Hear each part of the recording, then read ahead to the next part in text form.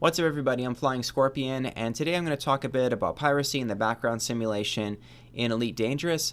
In the background footage, I've got a whole bunch, I've got hours of background footage of me doing piracy, so I'm just going to mishmash that stuff up there and you can see what's going on. I think I've got some footage of me back when I was using the Anaconda. I've recently switched to using a federal Corvette for piracy, and the reason I made the switch is because I needed to make some adjustments to the Anaconda to make it better for silent running, and it involved replacing a lot more modules than I initially thought. It also involved doing a lot of engineering, and I figured since I'm going to have to go through all that effort, why not try out the federal Corvette? And the federal Corvette has more cargo space in it. It's way tankier. It's got more maneuverability, which certainly helps a lot with moving around in hyperspace and whatnot. There is a downside to it though. It's got one less hard point. I also lose an optional slot, so I sacrificed the docking computer on it, so it doesn't have a docking computer. But other than that, I'd say it's more of a win than a loss. Going from 6 Fletcher Launchers down to 5 Fletcher Launchers in this change, I've noticed the downside to it really just once, and it was when I was fighting a target that had a lot of point defense. If there's a lot of point defense on your target, you want to have as many Fletcher Launchers as possible, if you're using Fletcher Launchers, to overwhelm the point defense. So this is a good segue into my next bullet point on I've got a little notepad with the bullet points on it. Fletcher Launchers. So I've been using them a lot. I think most pirates would rather use missile launchers, either seeker missiles or pack hounds. I'm interested in trying out pack hounds. I haven't unlocked them yet. I'm in the process of doing that now. I did use missiles once and I didn't like it. I really wanted to focus on using Fletcher Launchers, and Fletcher Launchers are kind of like a high skill, high reward weapon. I think the biggest disadvantage of Fletcher Launchers is that you can't engineer them, unfortunately, and then the amount of ammo that you can carry is pretty limited because you can't put high capacity magazine or high amount of ammo on it. So that kind of sucks, but the more skilled I've gotten with them, the less ammo I've needed to use to take down my targets because I'm making my shots count more. I think that it's possible to really knock out an enemy's thrusters very fast with Fletcher Launchers. I'm not quite at that point yet. I'm still not detonating them like right on the thrusters, but I'm pretty sure if you can get them lined up and detonate them directly on the thrusters, that they can do massive damage to thrusters and take them down very quickly. Again, a high skill, high reward weapon. I'm in the process of still getting better with it. So I use the Fletcher Launchers to disable the target that I'm going to be pirating, and I've been pirating in low security systems, so that means that there will be police that show up eventually if I take too long or if I hang around for a while. And if you're pirating, let's say 50 tons of cargo or less, it's not too bad. You can probably get all 50 tons of cargo out of the ship before the police show up or before the police become a real problem and force you to leave. So what ends up happening is the moment that you shoot at the target and you start to disable their thrusters, or you start trying to attack their thrusters, there's a timer before the police will arrive. And that means you have a limited amount of time to disable the thrusters and stop the ship. I'll see if I can find a clip of me stopping a ship right now, or maybe multiple clips of me stopping ships. After you disable the thrusters, they start spinning in space and kind of moving in a direction. And what you want to do is follow behind them until you're sort of matching their speed and on the same trajectory that they're on. You're on the same, I forget the word is, but you're going in the same direction. And then you fly past them. You can fly underneath them or above them or whatever, but you just fly past them, turn off flight assist, do a 180-degree turn so you're aiming backwards, turn flight assist back on again, and then use your lateral thrusters to get yourself positioned in front of the path of the moving target. And then you can either park your ship there and let them bump into you to stop them, or you can use a cannon with an engineered effect called force shells to plink away at the target and slow them down. I use a small cannon for this. You don't want to have multiple cannons to do this because that's just overkill. One small cannon with 4 shell is enough to give you that fine-grained control over slowing down your target and stopping them. Plus, if you shoot them in a bad spot, you can get them spinning, and it's good to be able to shoot them at the top and correct them. Or you might have to just move your ship up there and stop them from spinning too much. If they're spinning too fast, it'll take your hatchbreaker limpets a long time to actually get to the hatch and break it open. So after you've stopped them, they will probably have point defense. At that point, I overwhelm the point defense with the Fletcher Launchers and blow that stuff up. You don't want to have point defense on their ship, because, or at least not active, because it will shoot down your limpets. After the point defense is down, that's probably good enough, unless you're having issues with the damage that the enemy's doing, in which case you can just shoot at any turreted mounts on their ship. But the police will eventually show up, right?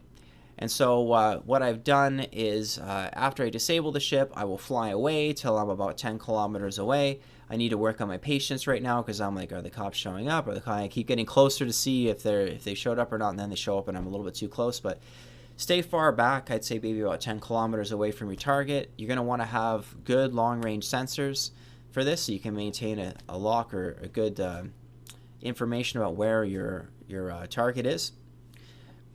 When the police show up, you can engage your silent running and then just stay away from the police. And what's going to happen is they'll spawn at a distance away from the target that you're pirating, and then they will fly towards the target. And once they get within a certain range, they'll go, oh, there's a crime happening here. Everybody, get ready to get scanned. And everybody oftentimes just means you. It's usually just me and then the target that I'm pirating. And they'll start sweeping the area. They'll start moving around the area, looking for anybody. And it's sort of like a mini game of evading the police while maintaining an eye on your target. And I'm silent running the whole time. Now, I don't think you necessarily have to have silent running the whole time. I think you can just sort of stay out of their radar range and use your long-range sensors. I don't know. I'm using silent running, so again, I'm not a master at this. I haven't completely perfected it, but I think it helps. After a while, the cops will go away, and then you go to your target and you finish pirating them. And it's as simple as that.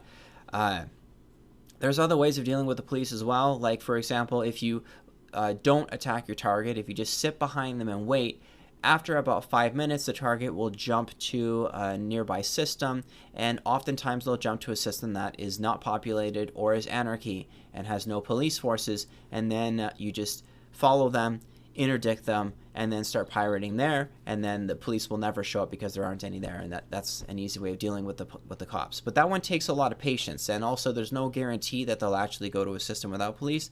They might go to a system with police.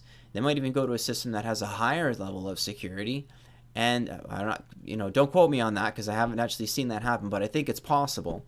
And then you're just waiting even longer now for them to do the same thing again. So it's a bit of a waiting game to do it that way. I've been doing it in low security systems, like I said, and I think it would definitely be harder in medium or high level security systems. I've yet to try that out. I'm just glad that there's low security in my area of space, and that gives me a good testing ground to learn and practice and get better at evading the police. I think there's one last way to deal with the cops, and that's to use the ship launch fighter, which has been actually a lot of fun. It's very action-packed. What I'll do is if I see that they've got 50 tons of cargo or less, maybe 80 tons might be the upper limit, I will start collecting their loot. Again, it depends on how fast you disable the target. If you're really quick at disabling target and stopping your target, then that buys you extra time to collect the loot. If you're fighting the target for a long time and the cops show up and you're still in the process of trying to take down the thrusters, I might consider that a lost cause. But if you're quick and you disable the thrusters, you can have a significant amount of time before the cops show up and you can start looting them. And when the cops show up, I launch my ship launch fighter. She's an elite NPC pilot, so she does really well. And I've never seen her actually kill a cop, and you don't want that to happen, because if that happens, then you get notoriety. I've only seen her kill a private escort for the target that I'm pirating. And that's not a good thing, because once you get notoriety, it's annoying to deal with, at least in my opinion. I don't like having to deal with notoriety. What that means is you can't pay off your bounties, and you stay wanted until 2 hours is transpired in the game. 2 hours for every point of notoriety. So you can get up to a 20-hour wait, and you have to be online in the game. You can be AFK docked up at a station and asleep in your bed. And I did that when I had 20 hours of notoriety, when I was initially getting involved with the background simulation through violent crimes.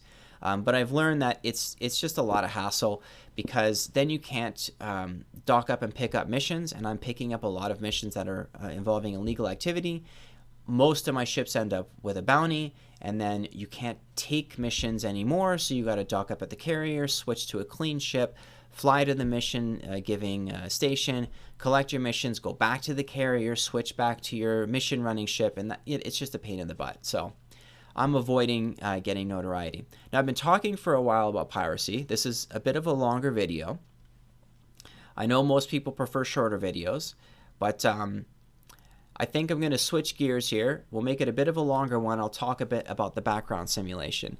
So I started getting into this mostly for the background simulation, and I've finally had a real victory today. I've gotten the faction that I'm supporting, which started off at like 1% influence. I'll see if I can show it to you. They were at 0% influence, actually. I'll see if I can pull up my screen here so you can see. Here we go. Here's my screen. So they were at 0% influence, Black Omega. And I came in there while they were in the state of retreat, and I boosted them back up to a safe spot, up to 8%. And you can see it took me a while to do that. I wasn't particularly the fastest and efficient at doing that. And I seem to have a pretty strong negative impact on the controlling faction. That was a big chunk of their influence that went down. I think this is when I was doing the violent crimes against them, and it just sort of boosted both Black Omega and a couple others as well. So Black Omega was generally safe. They were above 2.5%, above 4% there. And this is when I left to go do some other things. I had to go build some new ships, and I was trying stuff out, helping my girlfriend and helping other players and making some money here and there. Then it came back with more knowledge and a little more knowledgeable on how to influence the background simulation. I had a very steep impact. Boom, a big jump up, a big drop, a quick and sharp drop down there. And what I was doing was I switched from committing acts of murder to smuggling in massive amounts of materials that were on the black market, that were being sold on the black market. And I started flying to the outpost, or one of the outposts that was owned by the controlling faction, Friends of Super Era. And I blew up all the guns, all of the turrets there, and I shot at the ships that were parked or the ships that were flying around without actually killing them, and then it flew away. And by doing this, they all count as assaults. So you can blow up skimmers, you can blow up turrets, and it will cause damage to them, and it will reduce the security of their system. It will also reduce the influence of the controlling faction, and it'll put a bounty on your head. But because you're technically not killing a human being or an AI in the game, a commander, it doesn't count as murder. And so you don't get notoriety for doing this. So it's a more convenient way for me to rack up this bucket of violent crimes and have a negative impact on the controlling faction. As their influence goes down, it makes room for more influence to be given to other factions, and then you want to be running missions to increase the influence of your faction. When you get into background simulation, you'll find that there's a lot of conflicting information out there. There's people that will say things like, oh, only do 15 points of influence for your mission running for your faction, or some people say only do 30 points. Some people will say that selling stuff on the black market helps anarchy factions, and some people will say that selling stuff on the black market hurts anarchy factions. And I think there's actually people out there that are intentionally spreading misinformation, because the knowledge is power, and this is kind of like player versus player. It really is, because there's other players with factions out there, and if they can throw you off the right track, you know, they'll do that. They'll give misinformation. So I think that, you know, for me, hopefully I have a good track record on this YouTube channel for not giving out misinformation, for trying to be pretty accurate. And also, if you follow my channel for a while, you know that I like to reverse engineer things and collect data and use it to figure out how the underlying gameplay mechanics work. And there's a lot of room for doing that here with this system, because the developers don't share the information up front with everybody on how the background simulation exactly works in full detail. And they're changing it regularly. So even if people did figure it out a couple of years ago, it's a new system now. There's new things in place that change it. And finally, when people figure this stuff out, I think that a lot of players just sort of keep the information to themselves, because it makes it easier for them to influence a background simulation with less competition. So yeah, if you're interested in trying to figure this stuff out with me, hit me up in the game. I certainly could use more help with doing this, because this has taken me a lot of time, a lot of grinding to get these guys up to here. And you can see that I'm getting more and more effective at doing this. Yesterday was a massive hit. It can't go any further than that, because they're actually converging, but I went from 35% to 44%, 41%, which is pretty good. These guys took a massive hit, 8%. That's a pretty substantial hit in one go here. So yeah, I'm happy with this. The war is going to start tomorrow, and I will bring out my Murder Machine Federal Corvette that I talked about in a previous video. I will try it out in a high-intensity conflict zone. I'm still trying to recruit people. Recruiting people has actually been pretty difficult, in part because other people just talk over top of me or a lot in the general Discord chat, so I don't get a real chance to answer newbie questions or build relationships with them and get them invited into my squadron.